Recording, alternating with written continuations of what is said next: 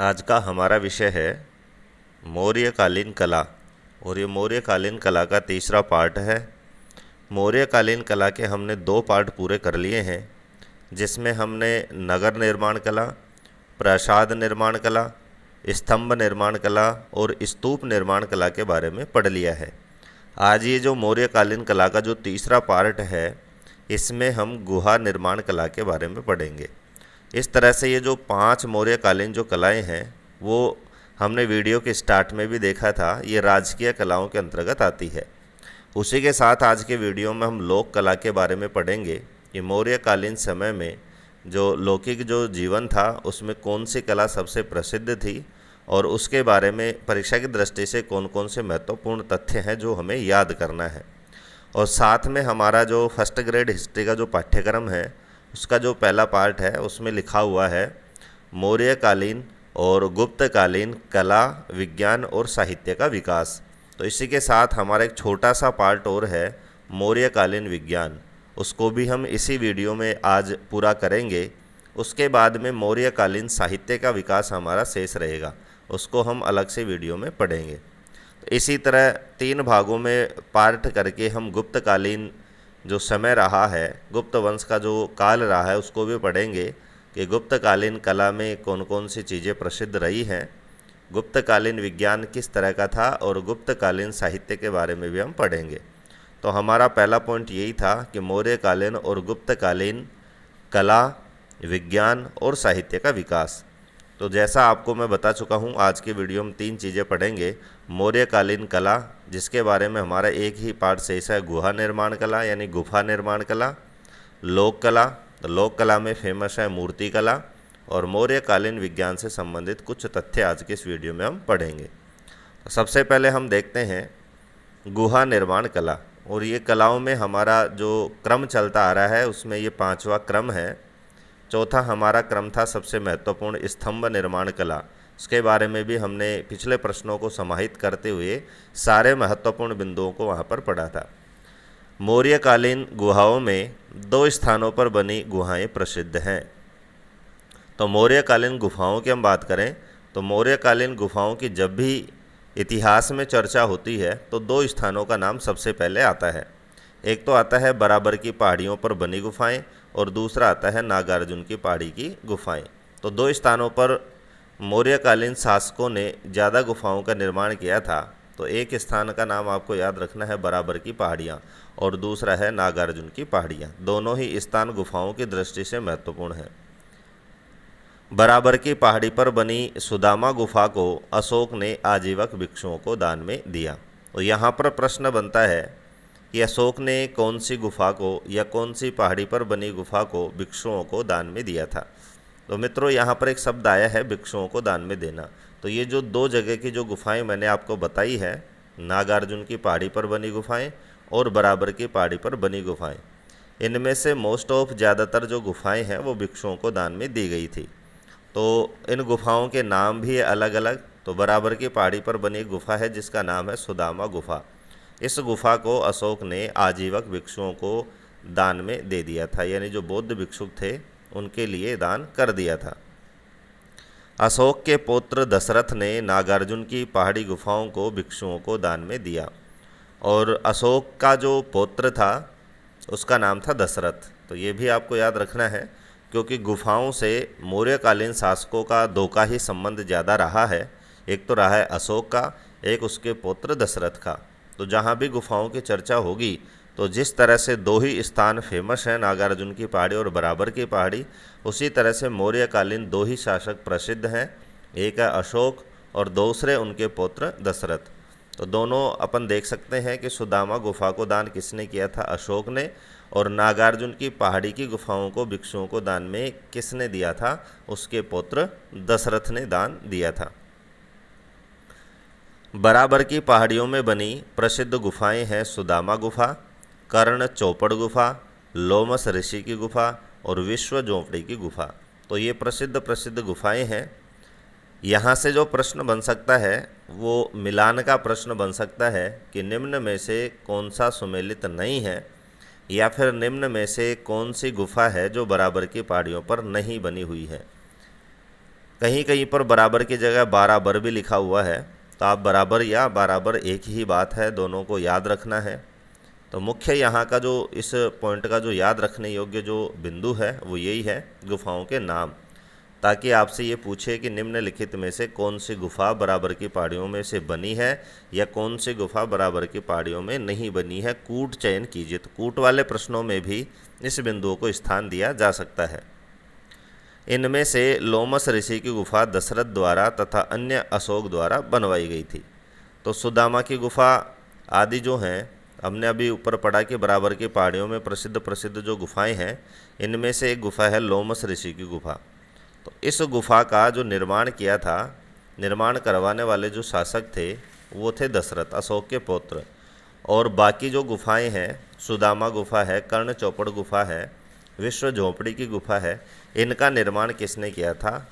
सम्राट अशोक ने। तो यहाँ पर यही याद रखना है, पूछ सकता है कि बराबर की पहाड़ी पर बनी लोमस ऋषि की गुफा का निर्माण किसने करवाया था? तो हमारा जवाब होना चाहिए दशरथ के द्वारा। दूसरा प्रश्न बन सकता है, सुदामा की गुफा, कर्ण चौपड़ गुफा, विश्व झोंपड़ी की गुफा का निर्माण कौन से मौर्यकालीन शासक ने करवाया था? तो वहाँ पर हमारा जवाब हो जाएगा अशोक ने। नागार्जुन पहाड़ी की जो गुफाएं हैं उनके भी नाम याद रखना है, क्योंकि जिस तरह से हमें बराबर की पहाड़ियों में से प्रश्न पूछा जा सकता है नाम से संबंधित, उसी तरह से नागार्जुन की पहाड़ियों की गुफाओं का भी प्रश्न नाम से संबंधित हमसे पूछा जा सकता है। तो कौन कौन सी गुफाएं हैं? गोपिका गुफा है, वैयक गुफा है और वड़दिक गुफा है। ये जो दो गुफाएं हैं इनका नाम कहीं कहीं पर दूसरा नाम भी मिलता है। वैयक का मिलता है वापिका गुफा और वड़दिक का मिलता है पददिक गुफा।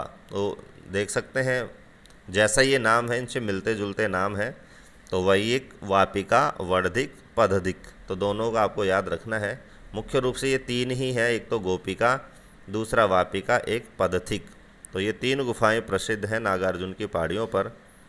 इन गुफाओं की खोज करने वाले व्यक्ति का नाम था J.H. हैरिंगटन, और कौन से सन में इन्होंने खोज करी थी? 1786 में। तो यहाँ से यही प्रश्न बन सकता है कि मौर्यकालीन गुफाओं की खोज किसने की थी? तो J.H. हैरिंगटन, 1786। अगला बिंदु है कि कर्ण चौपड़, सुदामा तथा विश्व की झोंपड़ी गुफा से अशोक के अभिलेख प्राप्त हुए हैं तथा लोमस ऋषि की गुफा से कोई लेख प्राप्त नहीं हुआ है। तो अभी हमने ऊपर पढ़ा था कि बराबर की पहाड़ी पर 4 गुफाएं हैं, चारों के हमने नाम भी पढ़ा था। तो इनमें से 3 गुफाएं ऐसी हैं, कर्ण चौपड़ हो गई, सुदामा की झोंपड़ी हो गई और गुफा हो गई, और विश्व की झोंपड़ी गुफा हो गई। ये तीनों गुफाएं ऐसी हैं जहाँ से अभिलेख प्राप्त हुए हैं, यानी मौर्यकालीन समय का अभिलेख, यानी कुछ चीज़ें लिखी हुई हमें प्राप्त हुई हैं। और चौथी जो गुफा है लोमस ऋषि की गुफा, इनसे हमें कोई लेख प्राप्त नहीं हुआ है। तो यहाँ से भी यही प्रश्न बनेगा कि कौन सी गुफा से कोई भी लेख प्राप्त नहीं हुआ या कौन कौन सी गुफाओं से हमें अभिलेख प्राप्त हुए हैं। तो आपको ये बिंदु वहाँ पर काम आएगा। इन गुफाओं का निर्माण पहाड़ी के पत्थरों को काट करके किया गया है तथा इनकी भीतरी दीवारों पर चमकीली पॉलिश की गई है। यानी इन गुफाओं की एक विशेषता है कि इन गुफाओं का जो निर्माण है वो पहाड़ी के पत्थरों को काट कर किया गया है। यानी मान लीजिए एक ये बड़ा सारा पत्थर है और इसी को काट करके गुफाओं का निर्माण किया गया है, और इनकी जो भीतरी दीवारें हैं वो खुरदरी ना होकर के चमकीली हैं। इन पे इस तरह की पॉलिश की गई है कि वो बिल्कुल चमकदार लगती हैं, चमकीली लगती हैं। तो इस तरह से हमें गुफाओं से संबंधित जो तथ्य थे वो हमने पढ़ लिया है। उसके बाद में है लोक कला, यानी लौकिक जीवन की जो कला है उसमें सबसे ज़्यादा हम फर्स्ट में आपको बता चुका हूँ, मूर्ति कला प्रसिद्ध रही है। लिखा भी है कि मौर्यकालीन लोक कला में मूर्ति कला प्रसिद्ध रही है। तो सबसे ज़्यादा जो कला प्रसिद्ध रही है वो मूर्ति कला प्रसिद्ध रही है, और इससे संबंधित 3-4 बिंदु हैं जो आपको याद रखना है, जिनसे प्रश्न पूछा जा सकता है। तो कौन कौन से हैं? पहला है, बुलंदी बाग में मौर्य युगीन रथ का पहिया मिला है जिसमें 24 आरियाँ हैं, इसका व्यास 4 फीट है। तो यहाँ से प्रश्न बनता है कि बुलंदी बाग में मौर्य युगीन कौन सी लौकिक कला का वस्तु या लौकिक कला की वस्तु हमें प्राप्त होती है? तो हमारा जवाब होगा रथ का पहिया। या बुलंदी बाग में मौर्य युगीन जो रथ का पहिया मिला है उसमें कितनी आरियाँ थी? 24 आरियाँ। तो इन प्रश्नों को आप सरल ना समझें, क्योंकि पिछले एग्ज़ाम में 2018 का जो पेपर हुआ था उसमें ये पूछा गया था कि अशोक के सारनाथ स्तंभ के शीर्ष पर बने चक्र में कितनी तीलियां हैं। तो वहाँ पर 32 वहाँ उसका जवाब था। कल मैंने आपको बताया भी था, उसके ऊपर जो सबसे ऊपर एक चक्र था उसमें 32 तीलियां थी। तो इसी तरह से हमें इनको याद रखना है कि जो पहिया मिला उसमें कितनी आरियां थी, 24 आरियां, और इसका व्यास था वो 4 फुट था। अब हमें सिर्फ यही चीज़ें याद रखनी है कि कौन कौन सी चीज़ें कहाँ से मिली हैं, कौन सी कहाँ की प्रसिद्ध हैं। एक स्थान का नाम है परखम गांव, ये वर्तमान उत्तर प्रदेश में है। यहाँ से यक्ष की मूर्ति मिली है जिसे मणिभद्र कहते हैं। तो परखम गांव से क्या मिलता है? यक्ष की मूर्ति मिलती है। और परखम गांव कहाँ है? उत्तर प्रदेश से। ग्वालियर और शिशुपालगढ़ी जो उड़ीसा में है, शिशुपालगढ़ी, वहाँ से भी यक्ष की प्रतिमाएं मिली हैं। तो दोनों को जॉइंट करके भी प्रश्न पूछा जा सकता है कि निम्नलिखित में से कौन कौन से स्थान हैं जहाँ पर यक्ष की मूर्ति मिली है। तो हमें याद रखना है परखम गांव, ग्वालियर और शिशुपालगढ़ी। कूट चयन वाले प्रश्नों में इनको पूछा जा सकता है। एक स्थान और है राजघाट, उत्तर प्रदेश से 3 मुख वाली यक्ष की मूर्ति मिली। तो यहाँ प्रश्न बनता है कि 3 मुख वाली यक्ष की मूर्ति कहाँ से मिलती है? मौर्यकालीन। तो राजघाट उत्तर प्रदेश से। तो ये तो हो गई यक्ष की मूर्तियाँ। उसके बाद में है यक्षिणी की मूर्तियाँ भी मौर्यकालीन की मिलती हैं हमें। तो पहला जो प्रसिद्ध स्थान है वो है दीदारगंज, वर्तमान पटना में। वहाँ से चामर ग्रहिणी यक्षिणी की मूर्ति मिलती है। चामर ग्रहिणी का मतलब उसके हाथ में जो चामर होता हवा देने के लिए, उससे युक्त यक्षिणी की मूर्ति मिलती है। कहाँ से? दीदारगंज से। बेसनगर से भी यक्षिणी की मूर्ति मिली है। तो बेसनगर स्थान का नाम है, वहाँ से भी यक्षिणी की मूर्ति मिली है। तो 2 स्थान है, दीदारगंज और बेसनगर, जहाँ से हमें यक्षिणियों की मूर्ति मिलती है। धौली नामक स्थान से चट्टान को काटकर हाथी की आकृति बनाई गई है। तो ये भी एक लोक कला का बहुत अच्छा उदाहरण है। धौली नामक स्थान पर जैसे चट्टानों को काटकर गुफाएं बनाई गई थी, उसी तरह से चट्टान को काटकर ही हाथी की आकृति वहाँ पर बनाई गई है। महात्मा बुद्ध की सबसे बड़ी मूर्ति उड़ीसा से हमें मिलती है। तो मौर्यकालीन महात्मा बुद्ध की मूर्ति की बात करें तो सबसे बड़ी मूर्ति कहाँ से मिलती है? उड़ीसा से। इस काल में लोहे का भी प्रयोग हुआ है। खुदाई में पॉलिश युक्त मृद भांडों के साथ कुल्हाड़ी व दरातियाँ भी हमें मिली है। तो ये भी लौकिक कला के उदाहरण है कि लोहे का प्रयोग होने लग गया था, लोहे की चीज़ें वहाँ बनने लग गई थी। मृद भांडों यानी मिट्टी के पात्रों का वहाँ प्रयोग होने लगा था, और न केवल प्रयोग होने लगा था बल्कि इन पर बढ़िया पॉलिश भी की गई थी। और लोहे के उदाहरण में वहाँ पर जब खुदाई की गई तो कुल्हाड़ियाँ मिली है और दरातियाँ भी वहाँ से प्राप्त हुई है। तो इस तरह से इस पेज पर हमने सारी जो लोक कला थी, प्रसिद्ध स्थान थे, यक्षिणी और यक्ष की मूर्ति कहाँ कहाँ से मिली, और अन्य जो वस्तुएं हैं वो कौन से स्थान से मिली, वो सारी जानकारी हमने यहाँ पर प्राप्त कर ली है। उसके बाद में हमने वीडियो के स्टार्ट में बताया था कि हमारे पाठ्यक्रम में मौर्यकालीन विज्ञान का विकास भी दे रखा है। और इस पॉइंट से ज़्यादा प्रश्न बनने के आसार नहीं हैं, क्योंकि ज़्यादा तथ्यात्मक जो चीज़ें हैं वो इस टॉपिक से संबंधित नहीं है। लेकिन फिर भी मौर्यकालीन विज्ञान का जो छोटा सा परिचय है उस वीडियो में हम पढ़ेंगे कि मौर्यकालीन धातु विज्ञान इस काल को वैज्ञानिक दृष्टि से समृद्ध होने का सूचक है। इस काल में धातु विज्ञान से संबंधित कई प्रक्रियाओं के साक्ष्य मिले हैं। तो सबसे महत्वपूर्ण जो वैज्ञानिक जो विकास हुआ है वो है धातु विज्ञान का। धातु का मतलब होता है जैसे लोहा है, तांबा है, कांस्य है। इन चीज़ों की वस्तुओं को देख करके हमें ये पता लगता है, हम अंदाज़ा लगा सकते हैं कि मौर्यकालीन जो कला है, मौर्यकालीन जो विज्ञान है, उसमें धातु विज्ञान को बहुत अच्छी तरह से लोग जानते थे। क्योंकि वहाँ पर जब तक धातु विज्ञान को हम नहीं जानेंगे तब तक हम किसी भी धातु को गला भी नहीं सकते और उनसे वस्तुएं नहीं बना सकते। ये इस चीज़ का प्रमाण है। तो हमने पिछले पॉइंट में भी पढ़ा था कि जब खुदाई की गई तो वहाँ से दरातियाँ और कुल्हाड़ियाँ वहाँ से मिली हैं। तो सबसे पहली जो विज्ञान है वो धातु विज्ञान के संबंध में हमें परिचय मिलता है। कौन कौन सी प्रक्रियाएं हैं जो धातु विज्ञान में काम आती है, जैसे धातु प्रगलन यानी धातु को गलाना, कि धातु को कितने तापमान पर हम गर्म करें कि वो द्रव अवस्था में बदल जाए और फिर हमें जिस अवस्था में हम उसे चाहें उस अवस्था में उसे हम प्राप्त कर लें, इसे हम धातु प्रगलन कहते हैं। तो इस क्रिया से भी मौर्यकालीन लोग परिचित थे। कांसे का निर्माण, कांसा 2-3 धातुओं को मिला करके बनाया जाता है। तो ये भी इस बात का प्रमाण है कि मौर्य काल में धातु विज्ञान इतना प्रसिद्ध था, इतना विकसित हो चुका था कि लोग कांसे के निर्माण की प्रक्रिया को भी जानते थे। तो इस बात के ये पक्के प्रमाण है दोनों के दोनों कि इस काल में धातु विज्ञान अपने चरम पर था। तो ये हो गई धातु विज्ञान की बात। उसके बाद में नगर नियोजन के विभिन्न तत्व भी इस काल के वैज्ञानिक गौरव के सूचक हैं। यानी कोई भी जो नगर है वो सुव्यवस्थित तरीके से तभी उसको हम भाषा सकते हैं कि किस तरह से उसका ढलान होना चाहिए, कितनी ऊंचाई पर होना चाहिए, उसमें बने जो मकान है वो किस तरह के होने चाहिए, वहाँ निकास व्यवस्था किस तरह होनी चाहिए। तो ये भी एक वैज्ञानिक गौरव के सूचक हैं कि जब तक हमें वैज्ञानिक कारणों का पता नहीं चलेगा हम एक अच्छे नगर नियोजन की बात नहीं कर सकते। तो ये दूसरा वैज्ञानिक तथ्य हमें वहाँ से मिलता है। तीसरी जो बात है विज्ञान से संबंधित, चाणक्य की अर्थशास्त्र और मेगस्थनीज की इंडिका से भी इस काल के चिकित्सा विज्ञान, आयुर्वेद आदि का उल्लेख मिलता है। तो न केवल धातु विज्ञान और नगर नियोजन के विज्ञान में वहाँ के लोग एडवांस थे मौर्य काल के, बल्कि जो चिकित्सा विज्ञान था उसमें भी ये लोग बहुत आगे थे। इस बात की जो जानकारी है वो चाणक्य की अर्थशास्त्र और मेगस्थनीज की इंडिका से हमें मिलती है। ये दोनों के दोनों जो पुस्तकें हैं वो मौर्य काल इतिहास को बताने के लिए सबसे ज़्यादा महत्वपूर्ण है। इन दो ही चीज़ों से हमें बहुत जानकारियाँ प्राप्त होती है।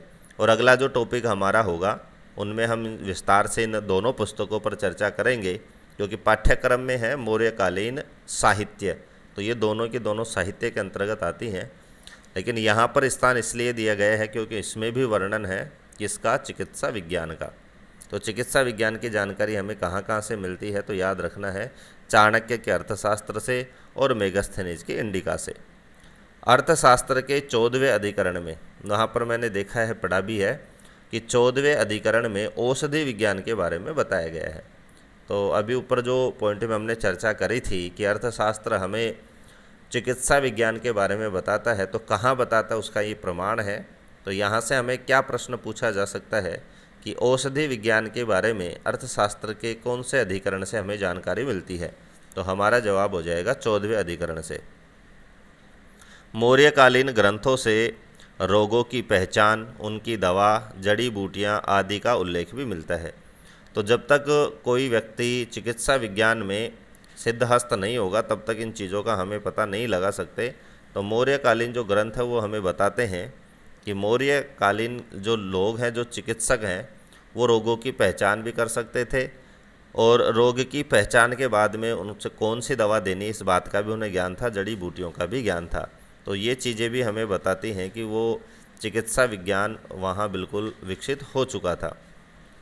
अर्थशास्त्र के एक अधिकरण से यह जानकारी भी मिलती है कि रोगों के उपचार के लिए चिकित्सकीय लेप व रूप परिवर्तन के लिए रासायनिक लेप का प्रयोग होता था।